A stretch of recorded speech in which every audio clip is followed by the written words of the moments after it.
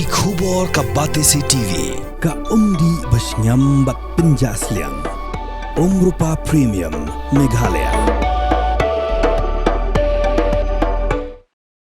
Uspitalan of Police ka is Khasi Hills ba Vivek Sim ulayat ho bagi pulit kinsay lamu Kennedy Khongset sa Kashiri ban panbor na Kashiri ban tokit yu haga kes kbeday bat kajing sya penyap jengkong elang pawa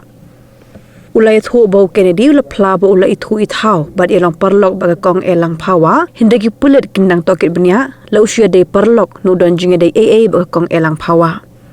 ula plaki pulit bau yalamnya ka syakuwi ka yingja bamdan basa abriu Kipulit kenang tokit benia yau hadim layo abor na kaying bishar. Kalau tu kes nilai sebut, but you accuse you Kennedy Khongset ni la pan custody nak kot, but mentas ni la remand you agak kes kabarim kaba, jadi buka berdei ba jika penyap tu kena menyus nam, di mentah pada pan custody ni agak kes jom di lang bawah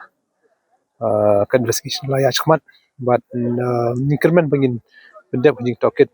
apa ka kena kus ni but ni yo cacit kloy ka kes kumbo la batai mo te wong la itu la long perlok dre hadi mi la yo custody hingi la ban tip shai ba ke ka kadang jende kumno apa ding jikini alut la ka shede tak ji long perlok ne ka don ka jende lok bro postmortem ni padyo kala ka kwat aduk entah siyo ini si Kena ka bola batai sa em ka ngilalap lebun ki saki balap ba ka ilang kaya badu ha ka dusni ha ka harpoi trek but hadin kata ngilap penting kena bo moru la kubur bo la yalam koi ha koi ka yeng ka ba shu ka ba abandon itu hajan di ngite bo yalam ka jingjar kala banja hangta hapo la wan ki forensic ban left evidence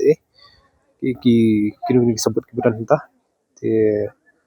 ni syakmat min sepe investigation ke mi lap show dan marway na nung tiba na kuno